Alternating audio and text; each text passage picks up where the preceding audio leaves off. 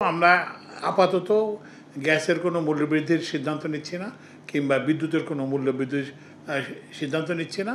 এটা জনস্বার্থ বিবেচনা করে শিল্পের স্বার্থ বিবেচনা। আমরা এলএনজি আমদানিটা এটার একটা অংশ মাত্র, কিন্তু আমরা আবার যেটা বললাম যে আমরা এক্সপ্লোরেশনে নতুন করে মনোযোগ দিচ্ছি এবং আমরা এই যে ডোমেস্টিক ওয়ার্ক ওভার এই বছর আমরা 50টা কূপ করব এবং আগামী বছর আমরা 100টা কূপ করব। এছাড়াও আমরা নতুন এই যে ভোলা এবং বিভিন্ন এলাকায় নতুন কূপে অনুসন্ধান করব।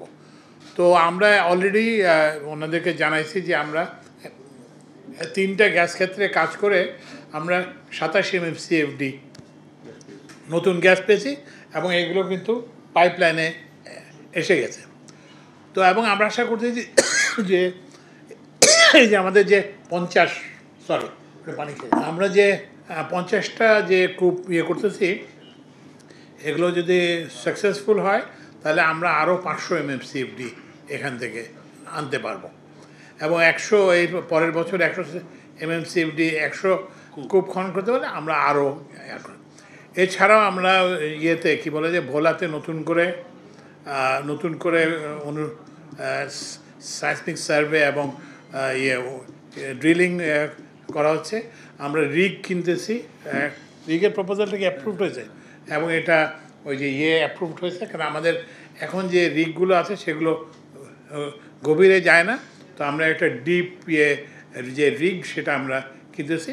তো সুতরাং প্লিজ আন্ডারস্ট্যান্ড দ্যাট আমরা বিবিএনআর পরিস্থিতি সম্পর্কে সচেতন এবং এই বিবিএনআর পরিস্থিতি যদি না হয়, এই যে এখন যেটা বললাম যে এটা একটা ভেরি শর্ট টার্ম মেজার, কিন্তু আমাদের ওই যে লং টার্ম পরিকল্পনা।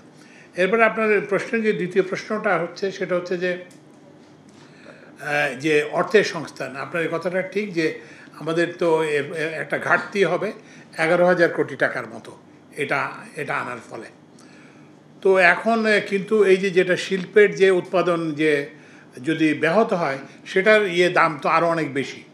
তো সুতরাং এই জন্য আমরা একটা ব্যালেন্স করে এটা আমরা চেষ্টা করব।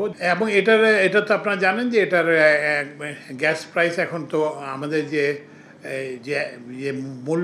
মূল্যে আমরা নতুন মূল্যে গ্যাস আনি সে তুলনায় গ্যাসের প্রাইস অনেক কম, কিন্তু তবুও আমরা আপাতত গ্যাসের কোনো মূল্যবৃদ্ধির সিদ্ধান্ত নিচ্ছি না কিংবা বিদ্যুতের কোনো মূল্যবৃদ্ধির সিদ্ধান্ত নিচ্ছি না।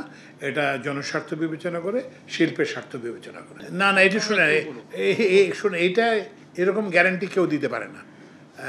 কি বলে এই যে এরকম সংকট হবে না, কারণ এটা তো সংকটটা তো আমরা স্টার্ট করি না, এই সংকটটা তো ইনহেরিটেড সংকট, বুঝতে পারছেন? তো এটা তো একটা সমাধান করতে, আর আপনারা জানেন যে এটা স্বল্প মেয়াদী সরকার, আমরা তো আমাদের কতটুকু করতে পারি এটা তো একটা সীমাবদ্ধতা আছে।